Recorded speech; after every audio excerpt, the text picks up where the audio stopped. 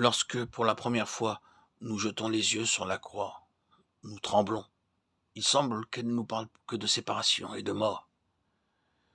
Mais à mesure que nous marchons avec Christ, qu'il s'établit une communion plus intime entre lui et nous, la croix s'illumine de la lumière d'en haut. L'âme devient alors capable de sonder l'abîme de souffrance du Sauveur et de pressentir la gloire ineffable qui doit suivre. Abîme de souffrance, profondeur de gloire, où se penchent les anges pour essayer d'y voir jusqu'au fond. 1 Pierre 1,12.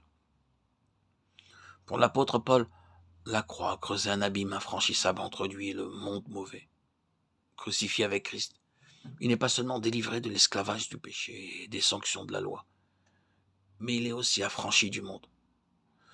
Le Seigneur Jésus s'est donné pour nos péchés, afin de nous arracher à ce siècle mauvais, ou ce monde mauvais. Galates 1,4. Il est mort sur la croix pour nous soustraire à la puissance des ténèbres. Colossiens 1,13. Au prince de ce monde de ténèbres. Éphésiens 6,12. Il nous transplantait dans son royaume. Nous sommes donc crucifiés au monde, non pas seulement aux choses et aux façons d'être mondaines, mais au monde lui-même. Puisque nous sommes cloués avec Jésus sur la croix, nous devons nous attendre à être traités par le monde de la même façon que notre Sauveur le fut. Et d'autre part, nous devons avoir à l'égard des hommes des sentiments de miséricorde et de pardon identiques aux siens, et prier comme lui pour nos ennemis et nos bourreaux.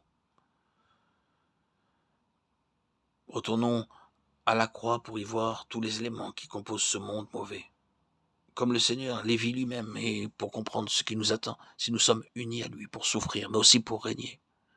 Quand ils l'eurent crucifié, les soldats prirent ses habits et tirèrent au sort sa robe. Jean 19, 23, 24.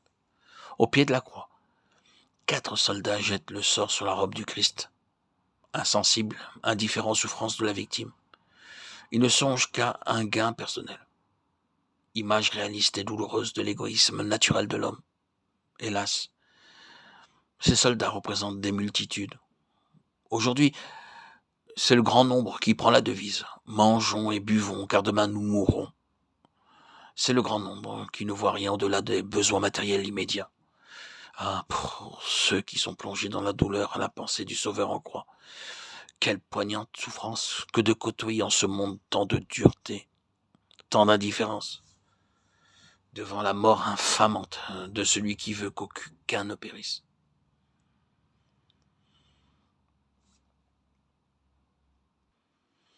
Le Seigneur Jésus s'est donné pour nos péchés. Il est mort sur la croix pour nous soustraire à la puissance des ténèbres, au prince de ce monde de ténèbres, et nous transplanter dans son royaume.